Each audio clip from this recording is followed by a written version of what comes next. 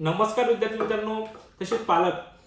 हे बघा, हा व्हिडिओ काढणं खूप गरजेचा होता. बऱ्याच विद्यार्थ्यांचे आणि पालकांचे मला सतत कॉल येत आहेत 2 दिवसापासून की सर कट ऑफ हा डाऊन होऊ शकतो का, कट ऑफ कमी होऊ शकतो का. तर माझं प्रत्येकाला एकच म्हणणं आहे, जर तुम्ही रिपीटला गेले असाल तर रिपीटची तयारी करा, रिपीट सोडू नका. आणि कट ऑफ डेट 23 तारीख वाढली म्हणून कट ऑफ हा कमी होईल याचे सुद्धा चान्सेस, म्हणजे याच्या सुद्धा भरोश्यावर बसू नका. तर सर तुम्ही असं निगेटिव्ह का बोलता, असं प्रत्येक विद्यार्थ्यांना आणि पालकांना पडलेला हा प्रश्न असेल. पण 2 मुद्दे लक्षात घ्या तुम्ही. जेव्हा कट ऑफ डेटची नोटीस आली एनसीआयसीएम कडून, बरोबर आहे, जेव्हा नोटीस एनसीआयसीएम कडून कट ऑफ डेटची आली, तर कट ऑफ जर कमी व्हायचा असता तर तेव्हाच कट ऑफ हा कमी झाला असता. लक्षात असू द्या, तेव्हाच नोटीसमध्येच मेन्शन केलं असतं 10% किंवा 5% जे काही पर्सेंटाईल आहे तो डाऊन होऊ शकतो, म्हणजे झाला असतं, तिथं मेन्शन करून दिलं असतं.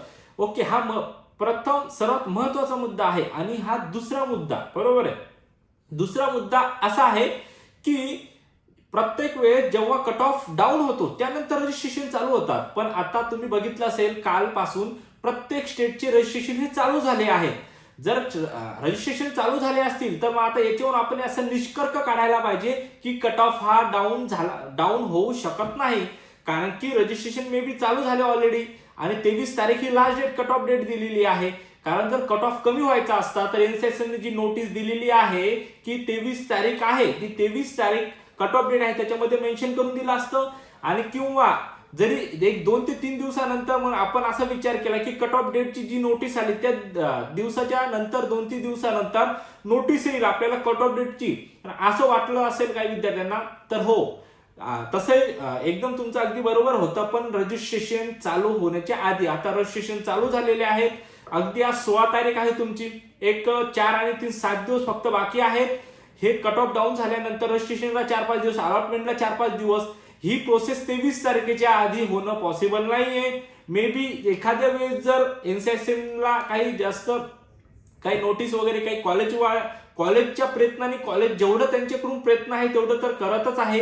जसं एमपी यूपी असेल, कर्नाटक असेल, ज्या कॉलेजला खूप जास्त प्रमाणात सीट व्हॅकंट असेल असे विद्यार्थी, पण जे विद्यार्थी रिपीटला गेलेले असतील त्यांनी रिपीटला अभ्यासावर, स्टडीवर जास्त फोकस करा. जर कट ऑफ डाऊन झालाच एखाद्या वेळेसचा, आपण 100% ऍडमिशन तुमचं करून देऊ, पण 100% कट ऑफ डाऊन होईलच याच्या भरोश्यावर बसू नका. आणि तुमचं वरचे वेळतं, म्हणजे पुढचं जे वर्ष आहे, जे 2026 ला, या वर्षी तुम्ही मे मध्ये तुम्ही एक्झाम देणार आहात, तर अशासाठी तुमच्यावर त्यावर परिणाम होईल, याच्यावर तुम्ही दुर्लक्ष करा स्टडीवर आणि कट ऑफ कडे जास्त लक्ष द्याल. तर तसं करू नका. कट ऑफ जर डाऊन झाला तर तुम्हाला ऍडमिशन यावर्षी मिळणारच आहे. जर नाही झालं तर 2026 ला एकदम चांगल्या पद्धतीने चांगली तयारी करा आणि 26 ला हे करा. पण ऑलरेडी जे विद्यार्थी क्वालिफाय आहे, except SC ST OBC other category 113 आणि ओपन ईडब्ल्यूएस 144 स्कोर आहे, पण अशा विद्यार्थ्यांसाठी रजिस्ट्रेशन ओपन आहेत. अशा विद्यार्थ्यांना जर ऍडमिशन करायचं असेल तर हो, कमीत कमी खर्चामध्ये 11-12 लाखात पंजाब सारख्या ठिकाणी ओनली फीस यावर ऍडमिशन होऊ शकते. जसं कर्नाटक, एमपी असेल अशा ठिकाणी सुद्धा 12-13 लाखात सुद्धा ऍडमिशन होऊ शकतं. 113+ जर स्कोर असेल तर अशा विद्यार्थ्यांनी खाली दिलेल्या नंबरवर संपर्क करा, कमेंट करा आणि तुमची शीट बुक करून आजच रजिस्ट्रेशन करून ऍडमिशन करा.